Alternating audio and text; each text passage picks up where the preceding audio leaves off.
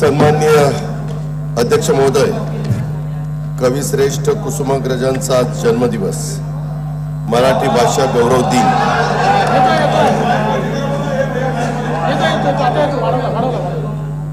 मराठी भाषा गौरव दिन म्हणून संपूर्ण महाराष्ट्र तो साजरा करतो आहे। कोलंबसाचे गर्वगीत, वेळात दौडले वीर मराठे सात, क्रांतीचा जय जयकार, स्वातंत्र्य देवतेची विनवणी यासारख्या अजरामर कवितातून मराठी मनाचे स्फुलिंग चेतवणाऱ्या कुसुमाग्रजांनी कोटी कोटी असतील शरीरे, मनोगट अमुचे एक असे, कोटी कोटी देहांत आज एक मनीषा जागत असे, एक प्रतिज्ञा विजय मिळतो राहील रण हे धगधगते।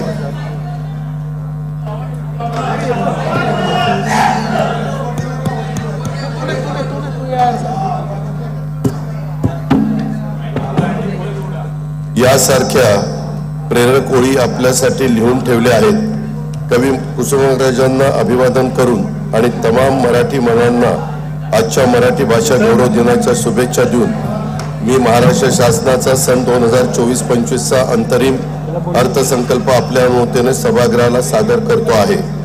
संसदेच्या अर्थसंकल्पीय अधिवेशनात 4 महिन्यांच्या लेखानुदानाला मान्यता देण्यात आली आहे।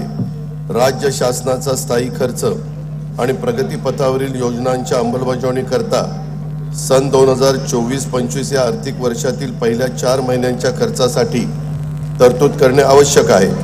त्यासाठी मी राज्याचा अंतरिम अर्थसंकल्पाद्वारे लेखानुदानाचा प्रस्ताव सन्माननीय सभागृहासमोर सादर करीत आहे। कार्यक्रम आणि अनिवार्य खर्चाच्या नवीन बाबींचा समावेश करून लोकसभा निवडणुकीनंतर पुढील अधिवेशनात अतिरिक्त अर्थसंकल्प सादर करण्यात येईल। महाराष्ट्राचे आराध्य दैवत असलेल्या छत्रपती शिवाजी महाराजांनी 18 पगड जातींना सोबत घेऊन समन्वयी हिंदवी स्वराज्याचा पाया रचला। त्यांची 394वी जयंती आपण सर्वांनी नुकतीच उत्साहात साजरी केली। त्यानिमित्त राज्याच्या प्रेरणादायी इतिहासाची साक्ष सांगणारा भव्य हिंदवी स्वराज्य महोत्सव 2024 पुणे जिल्ह्यातील जुन्नर मध्ये संपन्न झाला। मौजे वडच तालुका जुन्नर येथे छत्रपती शिवाजी महाराजांच्या जीवनावर आधारित शिवनेरी संग्रहालय उभारण्याचे शासनाने निश्चित केले आहे। त्यात वस्तू संग्रहालय, शिवकालीन गाव, किल्ल्यांची प्रतिकृती, फुले सभागृह इत्यादी बाबींचा समावेश असेल। छत्रपती शिवाजी महाराजांनी सुरू केलेल्या शिवशकानुसार महाराजांच्या राज्याभिषेकाचे 350वे वर्ष राज्यात सध्या साजरे करण्यात येत आहे। त्या अनुषंगाने शिवरायांच्या अलौकिक व प्रेरणादायी कार्याचा प्रसार संपूर्ण राज्यात विविध कार्यक्रमाद्वारे करण्यात येत आहे। जगातल्या अनेक देशांनी महाराजांच्या सुशासन प्रणालीचे अनुकरण केले आहे। छत्रपती शिवाजी महाराजांच्या शौर्याचे साक्षीदार असलेल्या महाराष्ट्रातील 11 गड किल्ल्यांना जागतिक वारसा स्थळाचा दर्जा देण्याचा प्रस्ताव केंद्र शासनाने युनेस्कोला पाठविला आहे। केंद्र शासनाने राज्याला दिलेल्या सातत्यपूर्ण व भक्कम पाठबळासाठी भारताचे लोकप्रिय पंतप्रधान माननीय श्री नरेंद्र मोदी यांचे मी सुरुवातीलाच मनपूर्वक आभार मानतो। राज्याला या आर्थिक वर्षात वस्तू व सेवा कराची 8,618 कोटी रुपयांची नुकसान भरपाई मिळाली। भांडवली गुंतवणुकीकरता विशेष सहाय्य योजनेअंतर्गत 7,057 कोटी 73 लाख रुपयांचे 50 वर्ष मुदतीचे बिनव्याजी कर्ज देखील मंजूर झाले। राज्यात 6 वंदे भारत एक्सप्रेस रेल्वे सेवा सुरू झाल्या। केंद्र शासनाच्या सन 2024-25च्या अंतरिम अर्थसंकल्पात राज्यातील रेल्वे प्रकल्पासाठी 15,554 कोटी रुपयांची भरीव तरतूद करण्यात आली आहे। माननीय पंतप्रधान महोदयांनी युवक, महिला, गरीब आणि अन्नदाता या 4 प्रमुख घटकांच्यासाठी विविध कल्याणकारी योजना जाहीर केल्या आहेत। राज्यातील नागरिकांचे राहणीमान उंचावण्यासाठी दर्जेदार सुविधा उपलब्ध करून देण्यासाठी शासन कटिबद्ध आहे। शाश्वत, पर्यावरणपूरक व सर्वसमावेशक विकास साधण्याचे राज्याचं धोरण आहे। सन 2047 पर्यंत भारताला विकसित राष्ट्र बनवण्याच्या माननीय पंतप्रधान महोदयांच्या संकल्पास अनुसरून राज्याच्या अर्थव्यवस्थेचे आकारमान $1 ट्रिलियन करण्यासाठी महाराष्ट्र आर्थिक सल्लागार परिषदेच्या दिशादर्शक अहवालानुसार विकास धोरणांची प्रभावी अंमलबजावणी करण्यात येत आहे। $1 ट्रिलियन अर्थव्यवस्थेसाठी राज्यातील भांडवली गुंतवणूक मोठ्या प्रमाणात वाढवण्यात येत आहे। पायाभूत सुविधांवर ₹1 खर्च केला तर स्थूल राज्य उत्पादनामध्ये 2.5 ते 3.5 रुपयांची वाढ होते। राज्य शासनाचे सार्वजनिक उपक्रम जसे महाराष्ट्र औद्योगिक विकास महामंडळ, महाराष्ट्र राज्य पायाभूत सुविधा विकास महामंडळ, शहर आणि औद्योगिक विकास महामंडळ, महाराष्ट्र राज्य रस्ते विकास महामंडळ, महारेल याशिवाय मुंबई, पुणे आणि नागपूर महानगर प्रदेश विकास प्राधिकरणे, मेट्रोसाठी उभारलेले विविध विशेष हेतू कंपन्या, बृहन्मुंबई आणि अन्य महानगरपालिकेच्या माध्यमातून पायाभूत सुविधांचे अनेकविध प्रकल्प हाती घेऊन ते कालबद्धरित्या पूर्ण करण्यात येत आहे। पायाभूत सुविधांच्या विकासाबरोबरच सर्वसामान्य माणसांच्या जीवनामध्ये गुणात्मक बदल होतील अशा लोककल्याणकारी निर्णयाची प्रभावी अंमलबजावणी करण्यात येत आहे। राज्याचे सामाजिक, आर्थिक आणि औद्योगिक क्षेत्रामध्ये मोठ्या प्रमाणात प्रगती साधली आहे। त्यातील काही ठळक बाबींचा उल्लेख सर्वांच्या माहितीकरता इथं करणं आवश्यक आहे। भारतातील सर्वाधिक 22 किलोमीटर लांबीचा सागरी मार्ग अटल बिहारी वाजपेयी शिवडी नावाशेवा अटल सेतूचे लोकार्पण आणि ऑरेंज गेट ते मरीन ड्राईव्ह किनारी मार्गाला जोडणाऱ्या दुहेरी बोगद्यांचे कामाचे भूमिपूजन माननीय पंतप्रधान श्री नरेंद्र मोदी यांच्या हस्ते करण्यात आले आहे। नरीमन पॉइंट ते वरळी या 11 किलोमीटर लांबीच्या किनारी मार्गाचे काम अंतिम टप्प्यात आहे। या मार्गामुळे प्रवासाच्या वेळेत 70% आणि इंधनामध्ये 34% बचत होणार आहे। स्वातंत्र्यवीर सावरकर वर्सोवा वांद्रे सागरी सेतूचे काम प्रगतीपथावर असून त्या मार्गाचा विस्तार पालघर पर्यंत करण्याचे नियोजन आहे। विलासराव देशमुख पूर्व मुक्त मार्गाचा विस्तार ठाणे शहरापर्यंत करण्यात येणार आहे। विरार अलिबाग बहुउद्देशीय मार्गाकरिता 22,225 कोटी रुपये, पुणे चक्राकार वळण मार्गाकरता 10,519 कोटी रुपये आणि जालना नांदेड द्रुतगती मार्गाकरता 2,886 कोटी रुपये भूसंपादनासाठी उभारण्यात येत आहे। कोकण रायगड जिल्ह्यातील रेवस ते सिंधुदुर्ग जिल्ह्यातील रेड्डी दरम्यानच्या सागरी महामार्गावरील 9 मोठ्या पुलांच्या पैकी 3 पुलांच्या कामांना प्रशासकीय मान्यता देण्यात आली असून ते निविदा स्तरावर आहे। रस्ते, बंदरे, विमानतळ, रेल्वे, मेट्रो, वीज या व अशा 22 पायाभूत विकास क्षेत्रातील प्रकल्प राबवण्यासाठी महाराष्ट्र राज्य पायाभूत सुविधा विकास महामंडळ स्थापन करण्यात आले। या महामंडळामार्फत एन्युटी योजना भाग 2 अंतर्गत 7,500 किलोमीटर रस्त्यांची कामे हाती घेण्यात येणार आहेत।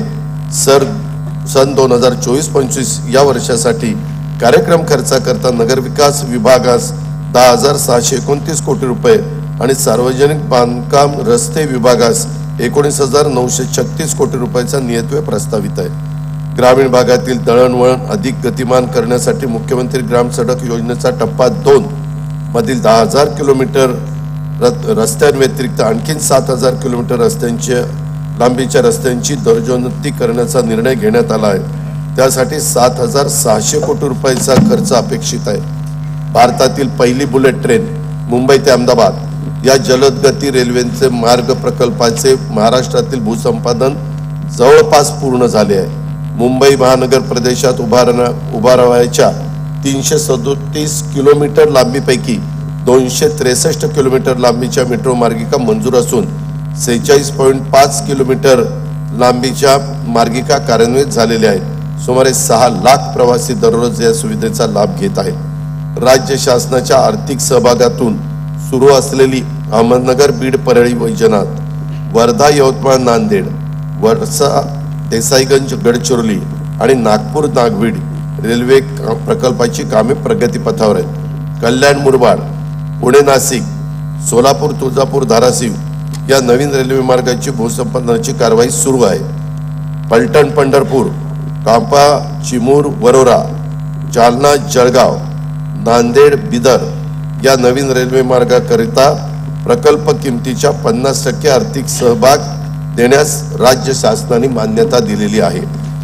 जालना खामगाव, आदिलाबाद माहूर वाशिम, नांदेड हिंगोली, मूर्तिजापूर यवतमाळ शकुंतला रेल्वे आणि पुणे लोणावळा मार्गिका 3 व 4 या रेल्वे प्रकल्पांच्या साठी राज्य सरकार 50% आर्थिक सहभाग देणार आहे। राज्याच्या अर्थव्यवस्थेला चालना देण्यासाठी JNPTचे सॅटेलाइट पोर्ट म्हणून वाढवण बंदर विकसित करण्याचे प्रस्तावित आहे। त्यात महाराष्ट्र सागरी मंडळाचा 26% समभाग आहे। या प्रकल्पाची एकूण किंमत 76,220 कोटी रुपये आहे। सागरमाला योजनेअंतर्गत मुंबईत गेटवे ऑफ इंडिया लगत रेडिओ क्लब येथे सुसज्ज जेटीचे 229 कोटी 27 लाख रुपये किमतीचे बांधकाम हाती घेण्यात आले आहे।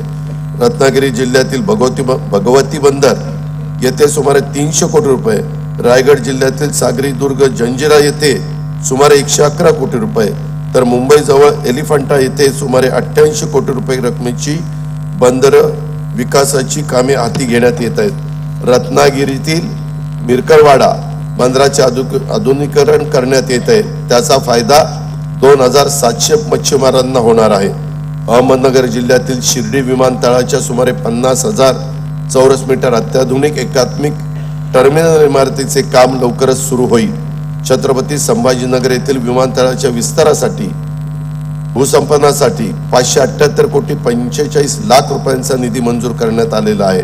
नागपूर येथील मिहान प्रकल्पासाठी भूसंपादन व पुनर्वसनासाठी 100 कोटी रुपयांचा निधी उपलब्ध करण्यात आला आहे। कोल्हापूर विमानतळाच्या विस्तारासाठी भूसंपादन सुरू असून आवश्यक निधी उपलब्ध करून दिला जाईल। अमरावती येथील बेलोरा येथील विमानतळाच्या धावपट्टीचे विस्तारीकरण पूर्ण झालेले, रात्रीची विमानसेवा सुरू करण्याची साठीची कामे सध्या सुरू आहेत। नवीन मुंबई विमानतळाचं काम वेगाने सुरू असून त्याचा पहिला टप्पा मार्च 2025 पर्यंत कार्यान्वित होईल।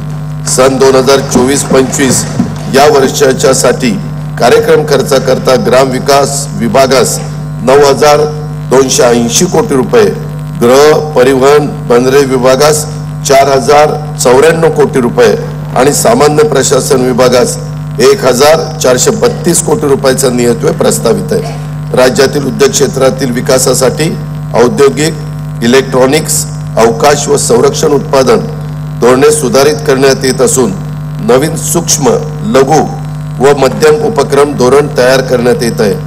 जानेवारी 2024 मध्ये स्वित्झर्लंडमधील दावोस येथे आयोजित जागतिक आर्थिक परिषदेमध्ये राज्य शासनाने 19 कंपन्यांसोबत सामंजस्य करार झाले आहेत। त्याद्वारे 3 लाख कोटीहून अधिक रुपयाची गुंतवणूक आणि सुमारे 2 लाख रोजगार निर्मिती होणार आहे। राज्याचे एकात्मिक व शाश्वत वस्त्रोद्योग धोरण 2023 ते 28 जाहीर करण्यात आले आहे। या धोरणाअंतर्गत प्रथमच अंत्योदय शिधापत्रिकेवर सार्वजनिक वितरण प्रणालीद्वारे एका कुटुंबास 1 साडीचे मोफत वाटप करण्याची कारवाई सुरू आहे। औद्योगिक क्षेत्रात लघु वस्त्रोद्योग संकुले स्थापन करण्यास भांडवली अनुदान देण्याची योजना सुरू करण्यास मान्यता देण्यात आली आहे। राज्यात 18 लघु वस्त्रोद्योग संकुले स्थापन करण्यात येणार आहेत। त्याद्वारे सुमारे 36,000 नवीन रोजगार अपेक्षित आहे। निर्यातीला प्रोत्साहन देण्यासाठी पायाभूत सुविधा विकास कार्यक्रमास 450 कोटी आणि निर्यातक्षम घटकांना विशेष प्रोत्साहन देण्यासाठी 400 कोटी रुपयांची तरतूद प्रस्तावित आहे। निर्यात वाढीसाठी राज्यात 5 इंडस्ट्रियल पार्क तयार करण्यात येत आहे। सामूहिक प्रोत्साहन योजनेतून सुमारे 7,000 कोटी प्रोत्साहन निधी वितरित करण्यात येणार आहे। मुख्यमंत्री रोजगार निर्मिती कार्यक्रमातून 25,000 उद्योग घटक तयार करण्याचे उद्दिष्ट असून त्यातील 30% उद्योजक महिला असतील। या कार्यक्रमातून सुमारे 50,000 नवीन रोजगार निर्माण होणार आहेत। थ्रस्ट सेक्टर मधील उच्च तंत्रज्ञानावर आधारित 10 अतिविशाल उद्योग घटकांना प्रणेता उद्योगाचा दर्जा आणि अतिरिक्त विशेष प्रोत्साहने देण्यात येतील। त्यामुळे राज्यात 1 लाख कोटी रुपयाची गुंतवणूक तसेच 20,000 रोजगार निर्मिती अपेक्षित आहे। मेक इन इंडिया धोरणाअंतर्गत 1 जिल्हा 1 उत्पादन संकल्पनेस अनुसरून नवी मुंबई येथे युनिटी मॉल उभारण्यासाठी 196 कोटी रुपये किमतीच्या कामाची निविदा प्रक्रिया सुरू आहे। सन 2024-25 या वर्षासाठी कार्यक्रम खर्चाकरता उद्योग विभागास 1021 कोटी आणि सहकार पणन मत्स्योद्योग विभागास 1952 कोटी रुपयाचा नियतव्यय प्रस्तावित आहे. हर घर नल हर घर जल संकल्पनेनुसार ग्रामीण भागातील प्रत्येक घरात पिण्याचे शुद्ध पाणी जल जीवन मिशन अभियानातून उपलब्ध करून देण्यासाठी 1,46,64,382 नळ जोडण्याचे उद्दिष्ट निश्चित करण्यात आलेले आहे. जानेवारी 2024 पर्यंत त्यापैकी 1,22,10,475 घरगुती नळ जोड्या देण्यात आलेल्या आहेत. उर्वरित 24,53,907 नळ जोड्या देण्याचे काम देखील प्रगतीपथावर आहे. अमृत 2 अभियानांतर्गत 145 शहरातील 28,315 कोटींचे 312 प्रकल्प मंजूर करण्यात आले. त्यात पाणी पुरवठा, मलनिस्सारण, सरोवर पुनरुज्जीवन आणि हरित क्षेत्र विकास प्रकल्पाचा समावेश आहे. महाराष्ट्र सुवर्ण जयंती नगरोत्थान महाअभियान सन 2030 पर्यंत राबवण्यात येणार आहे. या महाअभियानात सर्व नागरी स्थानिक स्वराज्य संस्थांचा समावेश असून त्यांच्या वर्गीकरणानुसार शासनाकडून प्रकल्प किमतीच्या 50 ते 95% निधी उपलब्ध करून देण्यास मान्यता देण्यात आलेली आहे. या अभियानातून पाणी पुरवठा, मलनिस्सारण, रेल्वे ओव्हरब्रिज, प्रमुख रस्त्यांचे रुंदीकरण इत्यादी कामे हाती घेण्यात येणार आहेत. पालघर जिल्ह्यातील वसई विरार शहरातील 14 लाखाहून अधिक नागरिकांना लाभ देणाऱ्या सूर्या प्रादेशिक पाणी पुरवठा योजनेच्या पहिल्या टप्प्याचे लोकार्पण माननीय पंतप्रधान श्री नरेंद्र मोदी यांच्या हस्ते करण्यात आले आहे. सन 2024-25 या वर्षाकरता कार्यक्रम खर्चाकरता पाणी पुरवठा व स्वच्छता विभागास 3,875 कोटी रुपयाचा नियतव्यय प्रस्तावित आहे. विद्यार्थ्यांच्या मध्ये पर्यावरण संवर्धनाची जाणीव विकसित व्हावी तसेच प्रत्यक्ष कृतीच्या आधारे त्यांच्याकडून नैसर्गिक संसाधनाचे व्यवस्थापन व्हावे यासाठी माझी वसुंधरा अभियानांतर्गत सर्व जिल्ह्यातील शाळांमध्ये पर्यावरण सेवा योजना राबवण्यात येत आहे. दरवर्षी सुमारे 25,000 किलोमीटर राज्यमार्ग व प्रमुख जिल्हा मार्गांच्या दोन्ही बाजूंना वृक्ष लागवड करण्याचं नियोजन आहे. अटल बांबू समृद्धी योजनेअंतर्गत शेतकऱ्यांच्या 10,000 हेक्टर क्षेत्रावर बांबूची लागवड करण्यात येणार आहे. जलयुक्त शिवार अभियान 2 अंतर्गत 5,700 गावांना 1,59,886 कामांना मंजुरी देण्यात आली असून 15,389 कामं पूर्ण झाली आहेत. सन 2024-25 या वर्षासाठी कार्यक्रम खर्चाकरता पर्यावरण व वातावरणीय बदल विभागास 245 कोटी, वन विभागास 2,507 कोटी आणि मृद व जलसंधारण विभागास 4,247 कोटी रुपयाचा नियतव्यय प्रस्तावित आहे. सन 2030 पर्यंत एकूण ऊर्जा निर्मितीपैकी 40% ऊर्जा ही अपारंपरिक पद्धतीने निर्माण करण्याचं उद्दिष्ट आहे. राज्यात रूफटॉप सोलर योजना राबवण्यात येत आहे. केंद्र शासनाच्या नवीन प्रधानमंत्री सूर्य घर मोफत वीज योजनेअंतर्गत रूफटॉप सोलर पॅनल बसवण्यासाठी 78,000 रुपये मर्यादेपर्यंत अनुदान देण्यात येणार आहे. तसेच ग्राहकांना 300 युनिट पर्यंतची वीज मोफत मिळणार आहे. मुख्यमंत्री सौर कृषी वाहिनी योजना 2 अंतर्गत 7,000 मेगावॉट सौर ऊर्जा निर्मितीचे लक्ष्य गाठण्याचे नियोजन आहे. त्यामुळे शेतकऱ्यांना दिवसा वीज पुरवठा उपलब्ध होईल. शेतकऱ्यांच्यासाठी मागेल त्याला सौर कृषी पंप ही नवीन योजना सुरू करण्यात येईल. या योजनेअंतर्गत 8,50,000 नवीन सौर कृषी पंप बसवण्यात येतील. PM कुसुम योजनेअंतर्गत यावर्षी 1,00,000 सौर पंप स्थापनेचे उद्दिष्ट असून त्यापैकी 78,757 पंप आतापर्यंत कार्यान्वित झालेले आहेत. राज्यात सर्व उपसा योजनांचे सौर ऊर्जीकरण करण्यासाठी पुढील 2 वर्षात आवश्यक तो निधी उपलब्ध करून देण्यात येईल. तसेच उपसा सिंचन योजनेअंतर्गत ग्राहकांच्यासाठी वीज दर सवलतीस 1 वर्ष मुदतवाढ देण्यात येईल.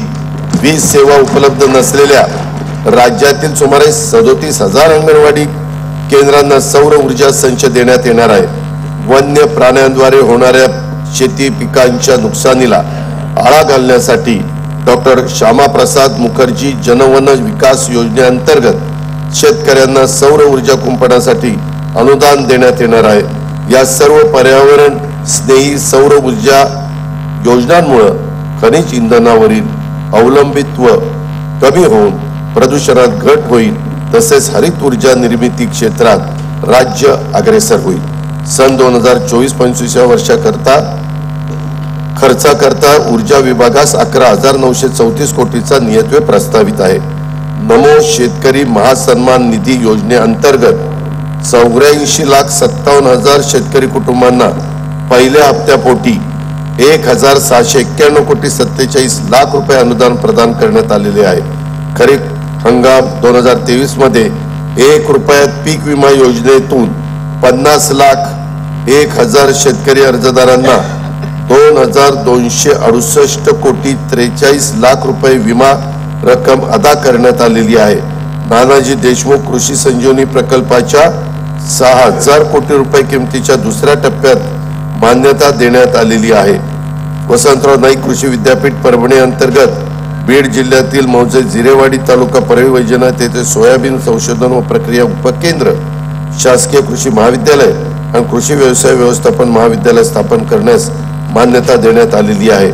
राष्ट्रीय पशुधन अभियानाअंतर्गत शेळी, मेंढी, वराळ, कुक्कुट व वैरण विषयक योजनांचा लाभ शेतकरी व पशुपालकांना मिळावा यासाठी 129 प्रकल्पांचा प्रस्ताव केंद्र शासनास पाठवण्यात आलेला आहे।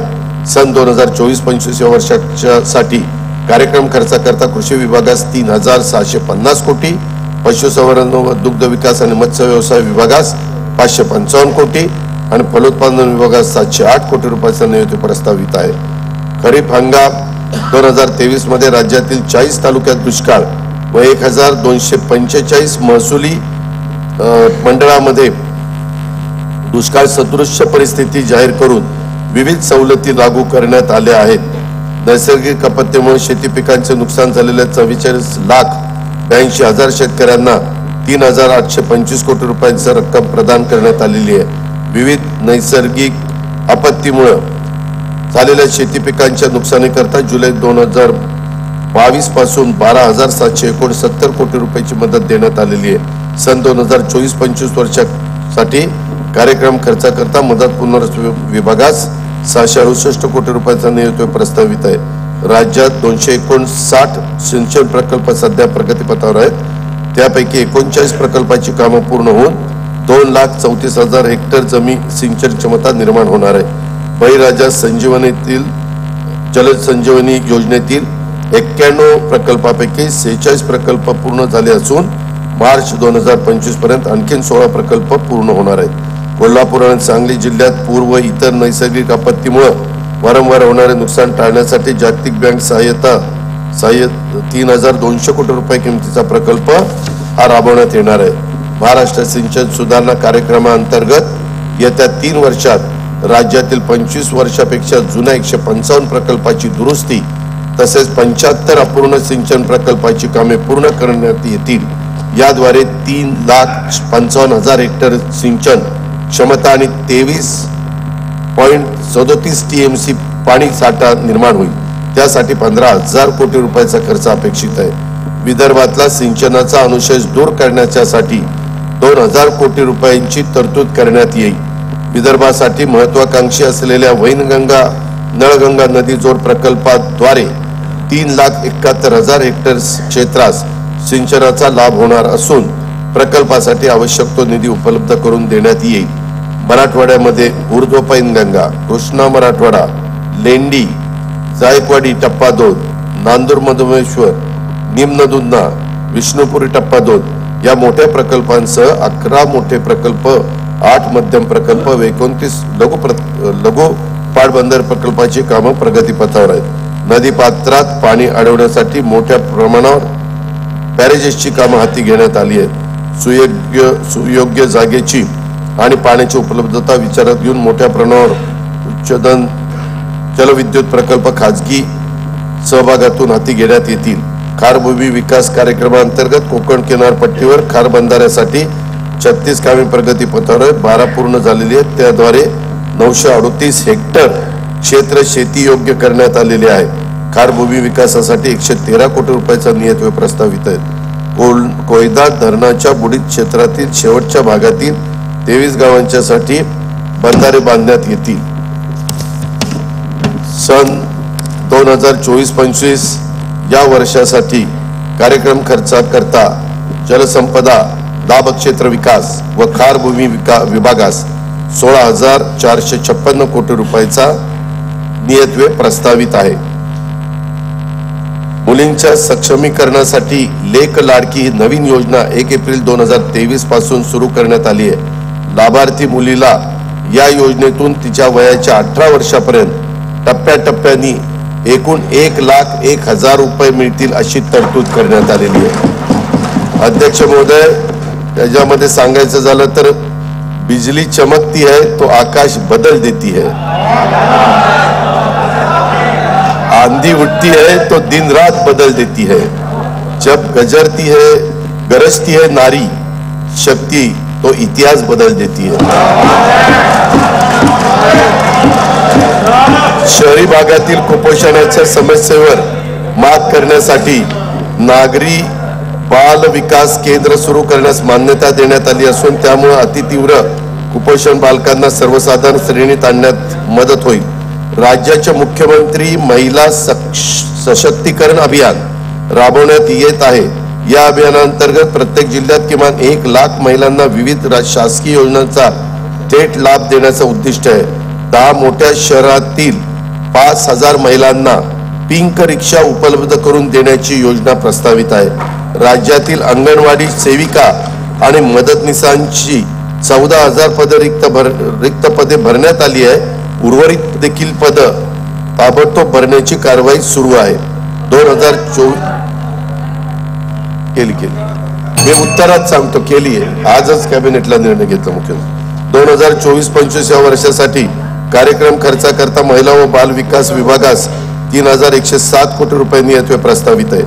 वाशिम, जालना, हिंगोली, अमरावती, भंडारा, गडचिरोली, वर्धा, बुलढाणा, पालघर, नाशिक तसेच ठाणे जिल्ह्यातील अंबरनाथ येथे 100 विद्यार्थी प्रवेश क्षमतेचे नवीन शासकीय वैद्यकीय महाविद्यालय आणि 430 खाटांचे संलग्न रुग्णालय स्थापन करण्यास मान्यता देण्यात आलेली आहे.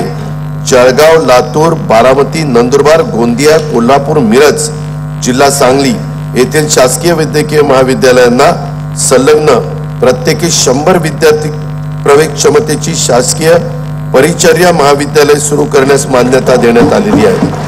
नागपूरच्या धर्तीवर औंध, पुणे येथील अखिल भारतीय आयुर्विज्ञान संस्था एम्स स्थापन करण्याचे देखील नियोजन आहे. राज्यातील सर्व कुटुंबांना महात्मा ज्योतिराव फुले जन आरोग्य योजना लागू करण्यात आली असून वार्षिक आरोग्य संरक्षणाची रक्कम प्रति कुटुंब 1,50,000 वरून 5 लाख रुपये करण्यात आलेली आहे. अंगीकृत रुग्णालयांची संख्या 1,000 वरून 1,900 करण्यात आलेली आहे. लोकनेते गोपीनाथ मुंडे ऊस तोड कामगार महामंडळामार्फत ऊसतोड कामगारांच्यासाठी अपघात विमा योजना लागू करण्यात येत आहे. राज्यातील सर्व जिल्ह्यांमध्ये 15 खाटांचे अद्ययावत डे केअर केमोथेरपी सेंटर स्थापन करण्याचे प्रस्तावित आहे. शासकीय डायलिसिस केंद्र नसलेल्या 234 तालुक्यात ग्रामीण रुग्णालयात डायलिसिस केंद्र कार्यान्वित करण्यात येत आहेत. प्रत्येक तालुक्यामध्ये 1 शववाहिका उपलब्ध करून देण्यात येणार आहे. सन 2024-25 या वर्षाच्या साठी कार्यक्रम खर्चाकरता वैद्यकीय शिक्षण व औषधी द्रव्य विभागास 2,574 कोटी रुपये आणि सार्वजनिक आरोग्य व कुटुंब कल्याण विभागास 3,827 कोटी रुपयाचा नियतव्यय प्रस्तावित आहे.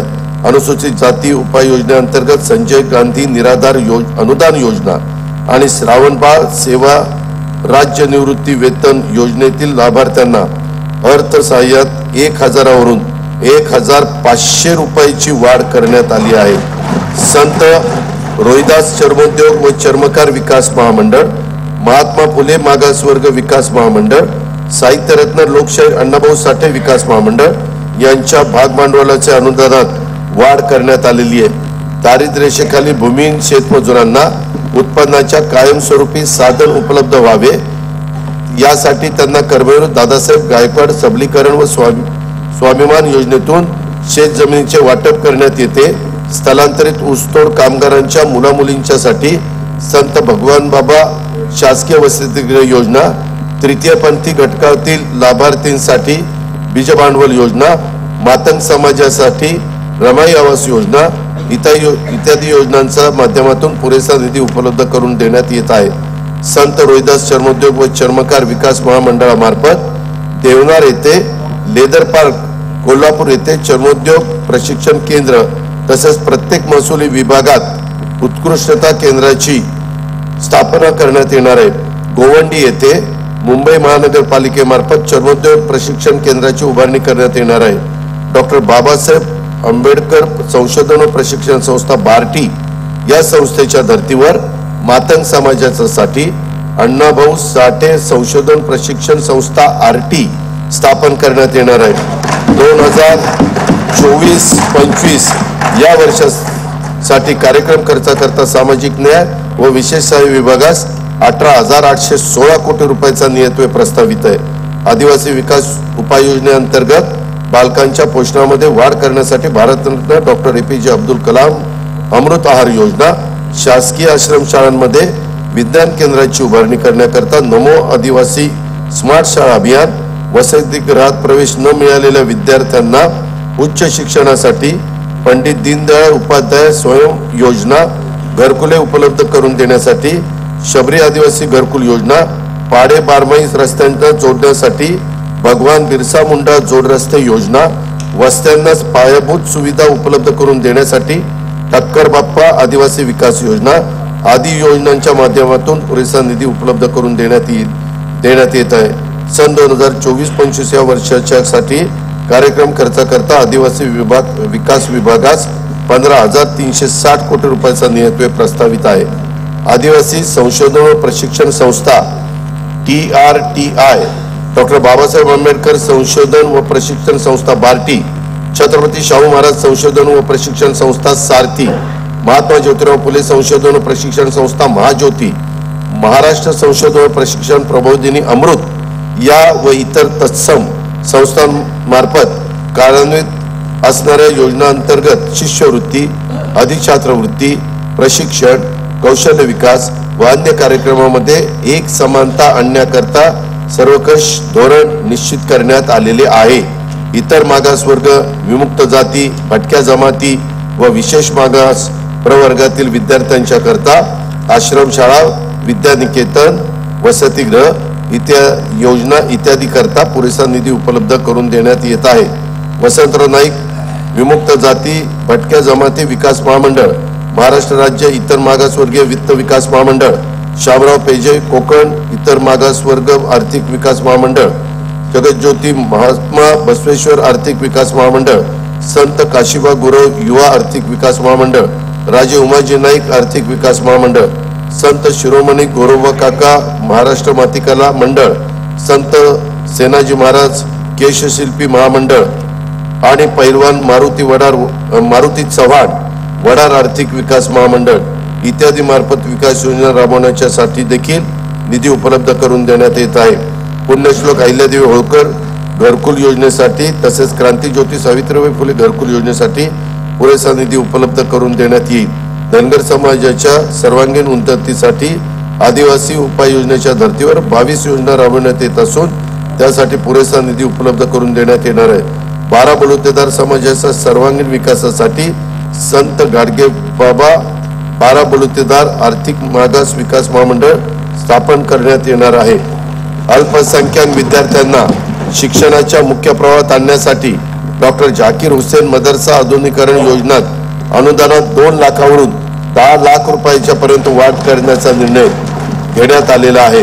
मौलाना आझाद आर्थिक विकास महामंडळामार्फत राबवण्यात येणाऱ्या मुदत कर्ज डॉक्टर APJ अब्दुल कलाम शैक्षणिक कर्ज आणि सूक्ष्म पतपुरवठा योजना राबवण्यासाठी राज्य शासनाने दिली जाणारी हमी 30 कोटी वरून 500 कोटी रुपये करण्यास मान्यता देण्यात आलेली आहे. सन 2024-25 वर्षासाठी कार्यक्रम खर्चाकरता इतर मागासवर्ग बहुजन कल्याण विकास आणि अल्पसंख्याक विकास विभाग 5,180 कोटी रुपयाचा नियतव्यय प्रस्तावित आहे.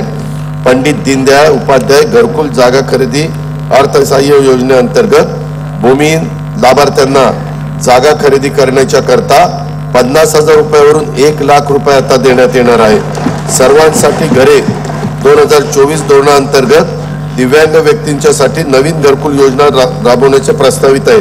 पहिल्या टप्प्यात 34,400 लाभार्थ्यांना घरकुल योजनेचा लाभ देण्यास प्रस्तावित आहे. प्रधानमंत्री आवास योजनेतील सोलापूर जिल्ह्यातील रेनगर कुंभारी प्रकल्पाच्या 30,000 घरकुलांपैकी पहिल्या टप्प्यातील 15,024 सदनिकांचे वितरण माननीय पंतप्रधान श्री नरेंद्र मोदी यांच्या हस्ते करण्यात आले आहे. सफाई, पीडी, बांधकाम, वस्त्रोद्योग आदी क्षेत्रातील असंघटित कामगार या प्रकल्पाचे लाभार्थी आहेत. ऑटो रिक्षा, टॅक्सी, प्रवासी तथा व्यावसायिक वाहन चालक, क्लीनर, डबेवाले, विडी कामगार, हमाल, घरेलू महिला कामगार, मच्छीमार, घरोघरी वृत्तपत्र वाटणारे तसेच पशुसंवर्धन, यंत्रमाग, हातमाग, आरोग्य इत्यादी क्षेत्रातील कामगारांना विविध कल्याणकारी योजनांचा लाभ व्हावा यासाठी असंघटित कामगार कल्याण महामंडळ स्थापन करण्यात आलेले आहे. गुढीपाडवा तसेच डॉक्टर बाबासाहेब आंबेडकर जयंती निमित्त राज्यातील 1,58,95,867 कुटुंबांना आनंदाचा सिधा वाटप करण्यात आला आहे. श्रीराम प्राण प्रतिष्ठा सोहळा आणि छत्रपती शिवाजी महाराज जयंती निमित्त आनंदाचा सिधा वितरित करण्यात येत आहे. सन 2024-25 वर्षाकरता कार्यक्रम खर्चाकरता गृहनिर्माण विभागास 1,347 कोटी रुपये, दिव्यांग कल्याण विभागास 1,526 कोटी रुपये, कामगार विभागास 171 कोटी रुपये आणि अन्न नागरी पुरवठा व ग्राहक संरक्षण विभागास 526 कोटी रुपयाचा नियतव्यय प्रस्तावित आहे. खेळाडूंची आंतरराष्ट्रीय स्पर्धांमधील कामगिरी उंचावण्यासाठी मिशन लक्ष्य वेध योजनेअंतर्गत राज्य स्तरावर उच्च कामगिरी केंद्र, विभागीय स्तरावर क्रीडा उत्कृष्टता केंद्र आणि जिल्हा स्तरावर क्रीडा प्रतिभा विकास केंद्र अशी प्रशिक्षणाची त्रिस्तरीय यंत्रणा उभारण्यात येणार आहे. आशियाई क्रीडा स्पर्धेत पदक मिळवणाऱ्या महाराष्ट्रातील खेळाडूंना पारितोषिक रकमेमध्ये 10 पट वाढ करण्यात आलेली आहे. सुवर्ण पदकासाठी 1 कोटी रुपये, रौप्य पदकासाठी 75 लाख रुपये आणि कांस्य पदकासाठी 50 लाख रुपयाची पारितोषिके देण्यात येत आहे. नागपूर येथील विभागीय क्रीडा संकुलात आंतरराष्ट्रीय दर्जाच्या क्रीडा व अनुषंगिक सुविधांचा समावेश करण्यात येणार आहे. त्याला राज्य क्रीडा संकुलाचा दर्जा देण्यात आला आहे. सन 2024-25 वर्षासाठी कार्यक्रम खर्चाकरता क्रीडा विभागास 537 कोटी रुपयाचा नियतव्यय प्रस्तावित आहे. शासनाने संशोधन, आरोग्य, कृषी विकास, कौशल्य विकास आणि हवामान या क्षेत्रामध्ये गुगल, इन्फोसिस, नॅस्कॉम, बर्मिंगहॅम विद्यापीठ, ब्रिटिश काउन्सिल, युनिसेफ अशा नामांकित संस्थांशी सामंजस्य करार केलेला आहे. महाराष्ट्र ड्रोन मिशन राबवण्याची मान्यता देण्यात आलेली आहे. सध्या 13 ठिकाणी जिल्हास्तरीय आणि 6 ठिकाणी विभागीय ड्रोन केंद्र स्थापन करण्यात येणार आहेत. या प्रकल्पाच्या पहिल्या 5 वर्षाच्या अंमलबजावणीसाठी 238 कोटी 63 लाख रुपये अंदाजित खर्चास मान्यता देण्यात आलेली आहे. मुंबई वरळी येथे आधुनिक प्रशिक्षण व कौशल्य विकास भवन हे उभारण्यात येईल. सन 2024-25 या वर्षाच्या साठी कार्यक्रम खर्चाकरता उच्च व तंत्र शिक्षण विभागास 2,098 कोटी रुपये आणि शालेय शिक्षण विभागास 2,959 कोटी रुपये नियतव्यय प्रस्तावित आहे.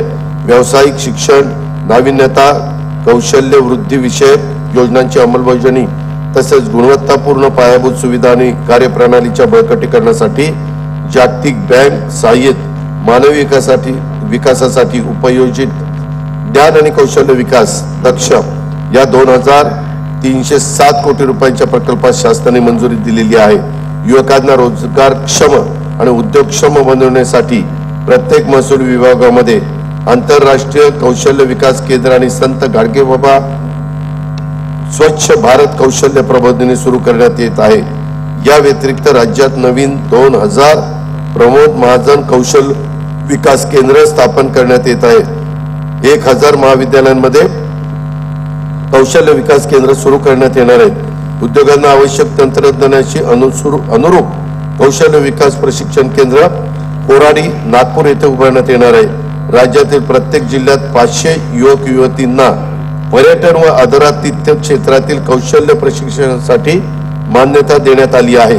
सन 2024-25 वर्षाकरता कार्यक्रम खर्चाकरता कौशल्य नाविन्यता रोजगार आणि उद्योजकता विकास विभागास 807 कोटी रुपयाचा नियोजन प्रस्तावित आहे।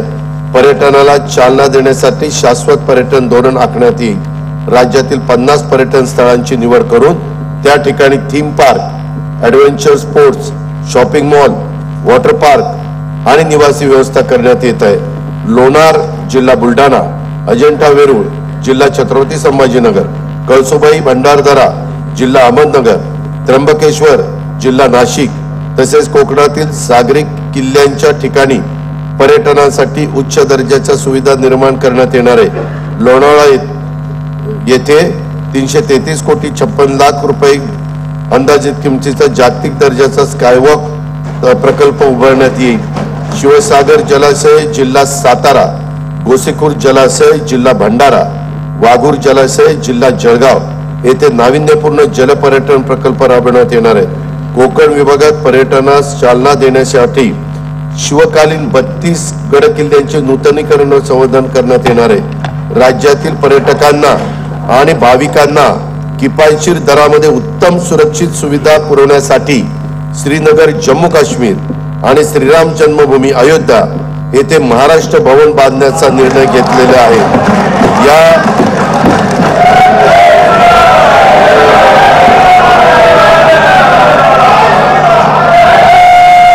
या दोन्ही ठिकाणी राज्य शासनाने अतिशय मोक्याच्या जागा उपलब्ध करून घेतलेल्या आहेत। या जागांच्यासाठी 77 कोटी रुपयाची तरतूद प्रस्तावित आहे। मंत्रालय आणि परिसरातील शासकीय इमारतींचा अत्याधुनिक सुविधांसह पुनर्विकास करण्यासाठी आंतरराष्ट्रीय वास्तू रचनाकाराकडून प्रस्ताव मागवण्यात येणार आहेत। सन 2024-25 वर्षासाठी कार्यक्रम खर्चाकरता सांस्कृतिक कार्य विभागास 1186 कोटी रुपये, पर्यटन विभागास 1973 कोटी रुपये, सार्वजनिक बांधकाम इमारती विभागास 1367 कोटी रुपये आणि महसूल विभागास 474 कोटी रुपयाचा नियतव्यय प्रस्तावित आहे। राज्यात नवीन 10 अतिरिक्त कुटुंब न्यायालय, 5 जिल्हा अतिरिक्त सत्र न्यायालय, 5 दिवाणी न्यायालय आणि 2 ग्राम न्यायालय स्थापन करण्यास मान्यता देण्यात आलेली आहे। पोलीस शिपायांच्या 18,331 रिक्त पदावर भरती करण्यात आली असून आणखी 17,471 रिक्त पदे भरण्याची कार्यवाही सुरू आहे। राज्य शासनामार्फत सायबर सुरक्षा प्रकल्प राबवण्यास मान्यता देण्यात आली असून त्याची अंदाजित किंमत 837 कोटी 86 लाख रुपये। सन 2024-25 वर्षासाठी कार्यक्रम खर्चाकरता विधी व न्याय विभागास 759 कोटी रुपये, गृह पोलीस विभागास 2237 कोटी रुपये आणि उत्पादन शुल्क विभागास 153 कोटी रुपयाचा नियतव्यय प्रस्तावित आहे। राज्याच्या स्वतःच्या कर महसुलात वस्तू व सेवा कर विभागाचा वाटा 65%। या विभागाची पुनर्रचना आवश्यक असून ती तातडीने करण्यात येईल। विभागाच्या अत्याधुनिक सुविधा युक्त कर प्रशिक्षण अकादमी स्थापन करण्यात येईल। वस्तू व सेवा कर भवन वडाळा मुंबई येथील बांधकाम प्रगतीपथावर आहे। स्वातंत्र्य सैनिकांचे निवृत्ती वेतन प्रतिमाह 10,000 रुपयावरून दुप्पट म्हणजेच 20,000 रुपये करण्यात आलेले आहे। सन 2024-25 या वर्षासाठी कार्यक्रम खर्चाकरता वित्त विभागास 208 कोटी रुपयाचा नियतव्यय प्रस्तावित आहे।